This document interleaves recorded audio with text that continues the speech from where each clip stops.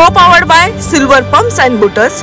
नाम याद रखना, natural pain relief partner Reli spray, ताकि आप जीते आपकी इंजुरीज नहीं।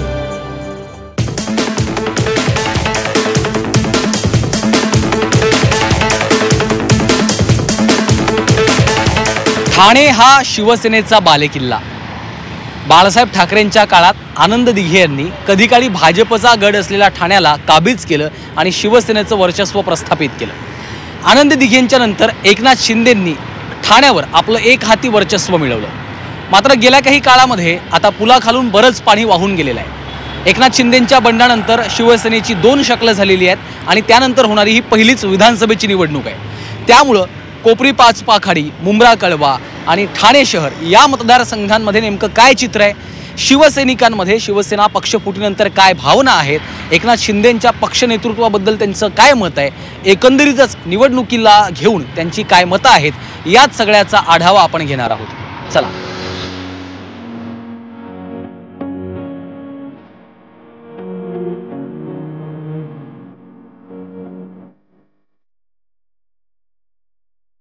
कोपरी पाचपाखाडी राज्याचे मुख्यमंत्री एकनाथ शिंदे यांचा हा मतदारसंघ यंदा अनेक कारणांमुळे चर्चेत आहे। कारण इतिहासामध्ये पहिल्यांदाच कोपरी पाचपाखाडी या मतदारसंघात शिवसेना विरुद्ध शिवसेना अशी लढत पाहायला मिळणार आहे। काटेकी टक्कर असा हा सामना रंगणार आहे। राज्याचे मुख्यमंत्री एकनाथ शिंदे यांचा हा बालेकिल्ला मानला जातो। कोपरी पाचपाखाडीमधनं ते उमेदवार आहेत।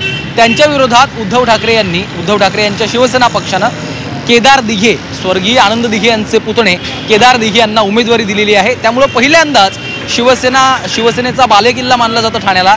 कोपरी पाचपाखाडी हा मुख्यमंत्र्यांचा बालेकिल्ला मानला जातो। मात्र पहिल्यांदाच आपण पाहतो की अशा पद्धतीनं शिवसेना विरुद्ध शिवसेना अशी लढत कोपरी पाचपाखाडीमध्ये रंगताना आपल्याला पाहायला मिळते।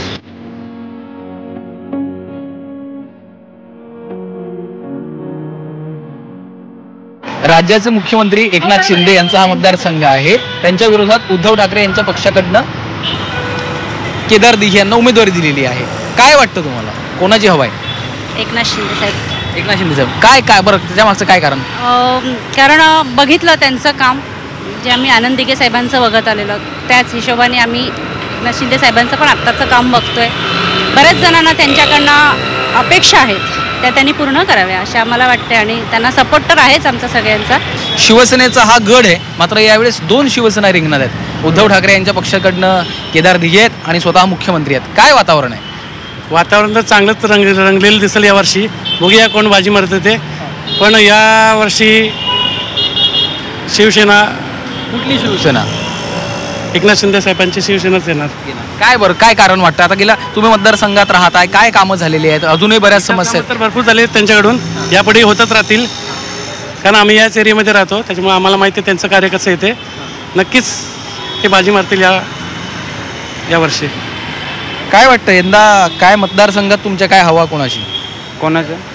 या मतदारसंघामध्ये मुख्यमंत्री उभे आहेत, त्यांच्या विरोधामध्ये शिवसेना उद्धव ठाकरे पक्षाकडनं केदार दिघे यांना उमेदवारी दिलेली आहे। तर काय वाटतंय वातावरण यंदाचं? चांगलं आहे त्यांच्या वातावरण। हो, मुख्यमंत्र्यांचा हा गड आहे। काय नेमक्या समस्या आहेत? कारण क्लस्टरचा एक मुद्दा इथे आहे, पाण्याची समस्या आहेच आहे, म्हणजे रस्त्यांच्या बाबतीत तर बोला ट्रॅफिकचा मुद्दा आहेच आहे। काय तुम्हाला काय वाटतं? शिंदे सरकार असं तर नक्कीच सगळं क्लिअरच होणार आहे। कुठलं? एकनाथ शिंदे असतील तर, कारण की आम्ही पण त्यांच्या इथंच काम करतो। आपलं म्हणजे आमचा वॉर्ड पण पूर्ण शिंदे सरकारलाच सपोर्ट करतं। कोपरी पाचपाखाडीमध्ये यंदा ज्या पद्धतीनं मी म्हणालो की पहिल्यांदाच शिवसेना विरुद्ध शिवसेना असा हा सामना आपल्याला या ठिकाणी रंगताना दिसतोय आणि त्यामुळं या मतदारसंघाकडे आता संपूर्ण राज्याचं लक्ष लागलं आहे।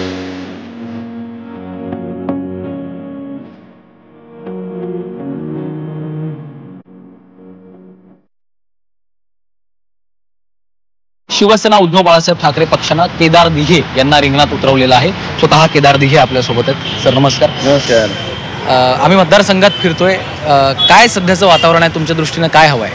खरोखर हे बाळासाहेब आणि दिघे साहेबांची पुण्यही आहे की उद्धव साहेबांनी एवढा मोठा विश्वास माझ्यावरती टाकला आणि ही सगळी मंडळी जी अनेक वर्ष या शिवसेना या संघटनेबरोबर कार्यरत आहेत आणि त्याचबरोबर मी जेव्हा त्या मतदारसंघामध्ये फिरतोय तेव्हा सर्वसामान्य जनता जेव्हा येऊन तुम्हाला आशीर्वाद देते तेव्हा तुमचं मनोबल वाढतं आणि तेच अनुभव मला आता सध्या येतात।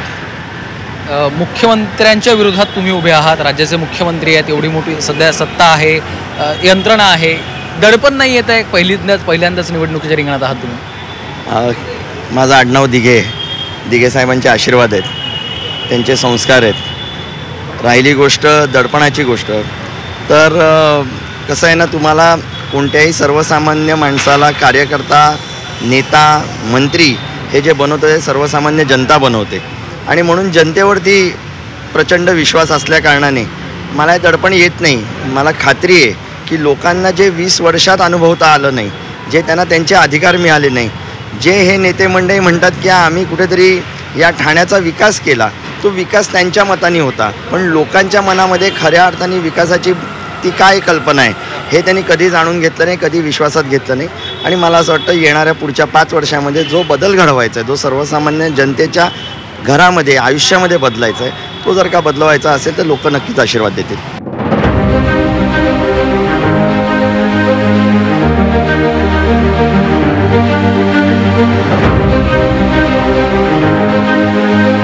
ठाणे हा शिवसेनेचा बालेकिल्ला. ठाणे शहरमधून यंदा तिरंगी लढत होणार आहे, कारण भाजपचे विद्यमान आमदार संजय केळकर हे पुन्हा एकदा रिंगणात आहेत आणि त्यांच्या विरोधात शिवसेना ठाकरे पक्षाकडनं राजन विचारे यांना पुन्हा एकदा मैदानात उतरवलं गेलेलं आहे. तर तिरंगी लढत या अर्थानं, कारण मनसेचे अविनाश जाधव देखील यावेळेस या रिंगणामध्ये उमेदवार म्हणून उभे आहेत. त्यामुळं या तिरंगी लढतीमध्ये नेमकं कोण बाजी मारणार, ठाणेकरांना नेमकं काय वाटतंय, ठाणेकरांच्या नेमक्या समस्या काय आहेत, मुख्यमंत्री एकनाथ शिंदे यांचं एकहाती वर्चस्व असलेल्या ठाणे जिल्ह्यामध्ये नेमकं कुणाचं पारडं जड आहे, चला जाणून घेऊ.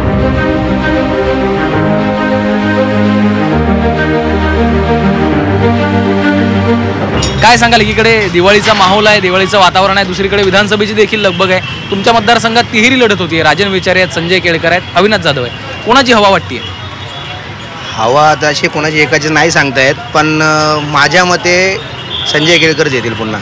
का बरं, का असं वाटतं? कारण त्यांनी आत्तापर्यंत 2 ते 3 वेळा आलेले आहेत ते निवडून, आणि मला असं वाटतंय की BJPची थोडी हवा चालू आहे, त्यामुळे तेच येतील निवडून. त्यांच्या विरोधात राजन विचारे आणि मनसेनं पण अविनाश जाधवांना उमेदवारी दिलेली आहे. त्यांचं अविनाश दादा माझ्या बाजूलाच राहतो. ॲक्च्युली त्याची पण कामं छान आहेत, पण कसं असतं शेवटी जे हवा असेल त्या हवेप्रमाणेच लोक त्यांना वोट करतात किंवा सपोर्ट करतात. काय वाटतं, काय मतदारसंघात बरीच आता आपण फिरतो, ट्रॅफिकचा एक मुद्दा आहे, ते वगळता आणखी काय समस्या वाटतात मतदारसंघात? मतदारसंघात तसं बघायला गेलं तर हल्ली आता बऱ्यापैकी इन्फ्रास्ट्रक्चर वगैरे सगळं काही आता झालेलं आहे. पण तसं बघायला गेलं तर साहेबांचा जरी हा बालेकिल्ला झाला तरी मला असं वाटतं की कुठे ना कुठेतरी राजसाहेबांच्या एका पक्ष निवडून आला पाहिजे ठाण्यामध्ये. अविनाश दादा आणि केळकर साहेब आणि राजन विचारे मतदारसंघात तिघं पण तिरंगी लढत आहे. काम तर करत आहेत. अविनाश दादा पण बऱ्यापैकी मराठी माणसाचे प्रश्न सोडवतो. लोकांची माफक अपेक्षा असते की रस्ते, पाणी, वीज या गोष्टी मिळाल्या बाद झालं आणि शिक्षण व्यवस्थित मिळालं याच अपेक्षा असतात. संजय केळकर जे स्टँडिंग आमदार आहेत त्यांचाच जरा प्रभाव जास्त आहे. का बरं, का असं वाटतं? आहे, त्यांनी कामं केलेली आहेत इथे ठाण्याच्या, ठाणे शहरात, ठाणे मतदारसंघात, त्यामुळे मोस्टली त्यांच्या यावेत अशी आमची पण इच्छा आहे. संजय केळकरांना मुख्यमंत्र्यांची देखील मदत होणार आहे. मुख्यमंत्री एकनाथ शिंदे यांचा हा बालेकिल्ला आहे, त्यांची कितपत मदत होईल किंवा काय वाटते तुम्हाला एकंदरीतच मतदारसंघाबद्दल? संजय केळकरच येणार इकडे. का म्हणजे त्यांचीच आता इथे सत्ता आहे म्हटलं होती, काय होणार. आता 2 टर्म आपल्याकडे विद्यमान आमदार आहेत भाजपचे संजयजी केळकर साहेब, तर त्यांच्यामार्फत. तर मागच्या वेळीची जर का लढत बघितली तर मागच्या वेळीची लढत ही आपले अविनाश जाधव विरुद्ध संजय केळकर अशी होती. परंतु मागच्या वर्षी जी काही विधानसभेची निवडणूक झाली त्यावेळेला अविनाश जाधव यांना बाकीच्या पक्षांनी देखील पाठिंबा दिला होता, त्यामुळे त्यांनी म्हणजे जवळजवळ त्यांना टफ द्यायच्या ह्याच्यामध्ये होतं. परंतु आत्ताची जर का परिस्थिती बघितली ठाणे शहरामधली, ठाणे शहराचा विकासाच्या जर का मुद्द्यावरती आपण जर का विचार केला तर जे बदलतं ठाणे शहर आहे, ही जी नवीन संकल्पना आणलेली आहे ठाणे महानगरपालिकेने, तर त्या संदर्भात देखील विकास हा व्हावा. आणि आता असं वाटतं की तिहेरी लढतीमध्ये की अविनाश जाधव साहेबांचं पण काम चांगलं आहे, त्यांनी कोविडमध्ये पण चांगल्या पद्धतीने कामं केलेली आहेत. तसेच राजन विचारे साहेबांनी पण जे आता नवीन ठाणे आणि मुलुंड यांच्या दरम्यान जे काही स्टेशन चालू होत आहे त्यासाठी देखील पाठपुरावा केलेला आहे. तसेच संजय केळकर साहेबांनी पण क्लस्टरसारख्या योजनेमध्ये देखील पाठपुरावा केलेला आहे. तसेच जे अनधिकृत बांधकाम आहे ते सगळे बांधकामं बंद झाली पाहिजेत, हुक्का पार्लर बंद झाले पाहिजेत, लेडीज बार बंद झाले पाहिजेत, यासारख्या शब्दांवरती देखील त्यांनी आवाज उठवलेला आहे. तर असं बघायला गेलं तर तिघांचाही कारकीर्दही चांगली आहे. तर बघू जनता कुणाला हे करते. आमचं सर्वसामान्यांचं मत आहे की जास्तीत जास्त विकास हा जो कोणी निवडणुकीमध्ये जो कोणी आमदार जिंकून येईल त्यांनी ठाणे शहर विकसित करण्यासाठी जास्तीत जास्त पद्धतीने प्रयत्न केले पाहिजे. घोडा मैदान लांब नाही आहे, ज्या पद्धतीनं आता अशा प्रतिक्रिया समोर येत आहेत. 23 तारखेला जे आहे ते चित्र स्पष्ट होणार आहे, कारण शिवसेना विरुद्ध शिवसेना ही फाईट तर आपण ठाणे शहर मतदारसंघात पाहतोच आहे. राजन विचारे विरुद्ध विद्यमान आमदार संजय केळकर. मात्र मनसेचा फॅक्टर देखील यावेळेस मैदानात आहे. अविनाश जाधव यांच्या रूपानं उमेदवार रिंगणात आहेत. त्यामुळं ठाणे शहर या मतदारसंघामध्ये नेमकं काय कौल दिला जातो, जनता नेमकी कुणाला कौल देते हे पाहणं महत्त्वाचं असेल.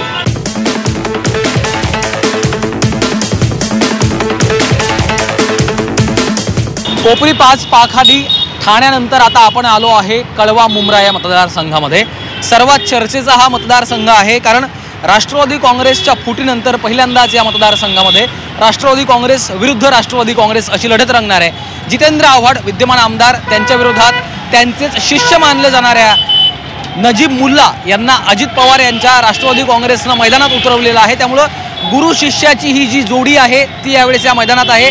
कळवा मुंब्रा हा विधानसभा मतदारसंघ जितेंद्र आव्हाडांचा बालेकिल्ला मानला जातो. गेल्या अनेक वर्षांमध्ये इथं काय विकास कामं झालेली आहेत आणि यावेळी पहिल्यांदा आपण पाहतोय की राष्ट्रवादी काँग्रेस विरुद्ध राष्ट्रवादी काँग्रेस अशी लढत कळवा मुंब्र्यात आपल्याला पाहायला मिळते. त्यामुळं इथल्या स्थानिक लोकांची काय मतं आहेत, त्यांच्या काय समस्या आहेत, त्यांचे इतक्या दिवसांपासूनचे काय प्रश्न आहेत आणि त्या प्रश्नांवर जितेंद्र आव्हाड यांनी त्यांना काय समाधान दिलेलं आहे, काय उत्तरं त्यांना सापडलेली आहेत किंवा त्यांची एकूणच भूमिका काय आहे जाणून घेऊयात.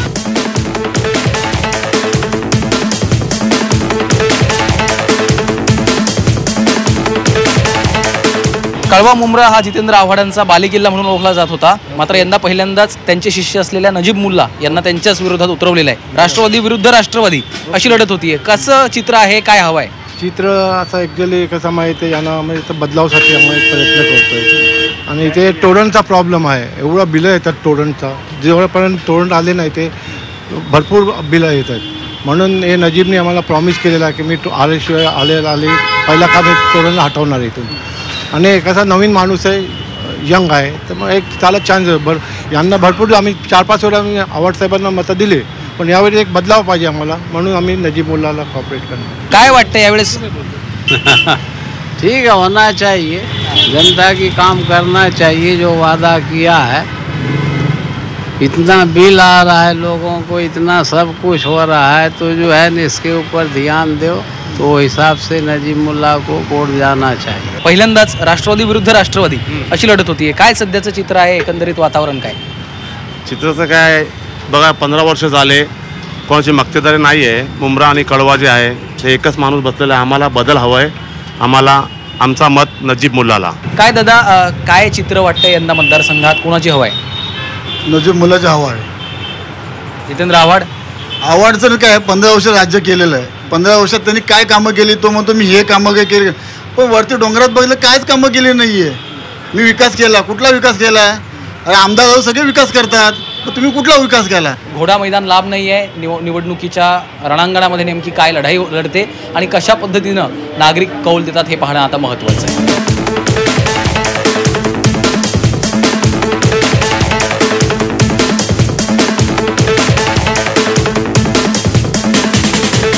काय यंदा तुमच्या मतदारसंघात जितेंद्र आव्हाड विरुद्ध नजीब मुल्ला अशी लढत आहे. काय सध्याचं वातावरण? सध्याचं वातावरण काय नाही, म्हणजे कसं आहे की जे आपलं काम करेल किंवा जे मतदारसंघाचं काम करेल त्याला वोट करायचं. त्याला काय एवढं कोण उभं आहे कोण नाही, आपण कॅन्डिडेट बघून वोट करतो. कुठल्या पार्टीचा आहे काय त्याचं हे नाही आहे आपल्याला. फक्त कसं आहे की आपलं काम झालं पाहिजे, मतदारसंघाचं काम झालं पाहिजे, कोणी असू दे. यंदा काय वाटतंय, काय हवा आहे मतदारसंघात, कुणाची हवा आहे? मतदार काय विकास कामासाठी हव्याचा प्रश्न नाही, विकास कामच लोक बघतात आजकाल. जो काम करतो त्यालाच वोटिंग करणार ना. कोणी कामं केली आहेत? याच्या पहिले तर 3 वेळेस ते आमदार जितेंद्र आव्हाडच होते, तर त्यांनीच कळवा मतदारसंघात कामं केलेली आहेत. आता हे तर नवीन चेहरा आहे, तर आता यांच्याबद्दल आम्हाला काय माहिती नाही. देखिए, हर एक बार क्या होता था, आते थे, कोई ज़्यादा ध्यान नहीं, लेकिन नजीब मुल्ला इस बार हम देख रहे हैं कि फुल सब जगह अच्छा फील्डिंग कर रहा है, सब पब्लिक से मिल रहा है, एक से मिलना जुलना उसका सब कुछ चालू है. पहले लोग आते थे तो कोई किसी को जानता ही नहीं था. इस बार नजीब मुल्ला भी जो है वो लोकल है, तो उसको भी सब पब्लिक से सबके साथ संबंध अच्छा है. पहले से ही वो नगर सेवक रह चुके हैं, विरोधी पक्ष नेता रह चुके हैं, तो मुंबड़ा है या कलबाई है, तो इस बार समीकरण थोड़ा अलग दिख रहा है. सध्या जितेंद्र आव्हाडांचीच हवा आहे इथे. आणि कळव्याचा विकास जो केलाय तो जितेंद्र आव्हाडांनी खूप केलेला आहे. म्हणजे मी जवळजवळ त्यांना खूप वर्ष पाहतो आम्ही. म्हणजे विकास कामं म्हणजे त्यांचे कळवा रेल्वे स्टेशन, कनेक्टिव्हिटी म्हणजे भरपूर कनेक्टिव्हिटी, इन्फ्रास्ट्रक्चरमध्ये पण त्यांनी खूप मोठा हात आहे त्यांचा एकदम. म्हणजे रोड्स वगैरे खूप चांगल्या प्रकारे केले आहेत. प्रत्येक एरियामध्ये चांगली सुधारणा केलेली आहे त्यांनी. भरपूर सुधारणा केली त्यांनी. मुस्लिम उमेदवार दिल्याचा फटका बसू शकतो त्यांना असं बोलणं होणार. असं काय नाही होणार. असं काही इफेक्ट नाही होणार. कारण का त्यांचं कामाचं काम बोलते त्यांचं ॲक्च्युली जितेंद्र आव्हाडांचं. म्हणजे काम म्हणजे भरपूर त्यांनी सुधारणा केली एकदम. म्हणजे नाही म्हटलं तर खारेगावचं ब्रिज वगैरे बांधलाय त्यांनी. हां, आता ह्याचं कळवा खाडी पुलाचं पण त्यांनी विकास कामं केली. पण चांगली कामं आहेत त्यांनी. आणि कळवा स्टेशन पण कळवा स्टेशन पूर्वी जायला भीती वाटायची एकदम. 7 नंतर ते स्टेशनवर ना उतरायला घाबरायचे माणसं. पण आज तुम्ही रात्री 12ला जा, 2ला जा, म्हणजे एवढं चांगला सेफ्टी केलेलं आहे चांगलं.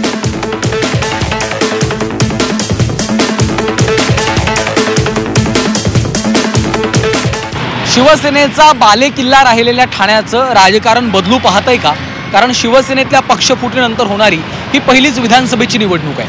कोपरी पाचपाखाडी, ठाणे शहर आणि कळवा मुंब्रा या 3ही विधानसभा मतदारसंघामध्ये काटेकी टक्कर रंगणार आहे. नागरिकांच्या ज्या समस्या आहेत त्या देखील आजही तशाच कायम असल्याचं चित्र आपण पाहतोय. मात्र या विधानसभेच्या निवडणुकीमध्ये ह्या सगळ्या समस्या सुटणार का हे पाहणं महत्त्वाचं आहे. आणि सर्वात महत्त्वाचा मुद्दा, शिवसेनेच्या पक्षफुटीनंतर ठाणेकर आपला कौल एकनाथ शिंदे की उद्धव ठाकरे कुणाच्या बाजूनं देतात ती ठरवणारी देखील हीच निवडणूक आहे. या सगळ्या प्रश्नांची उत्तरं आपल्याला याच निवडणुकीच्या निकालामधून स्पष्ट होणार आहेत. कॅमेरामॅन अशोकसह Shrikant Ghule, Zee media, Thane. Co powered by Silver Pumps and Butters. नाम याद रखना, natural pain relief partner Reli spray, ताकि आप जीते आपकी इंजुरीज नहीं.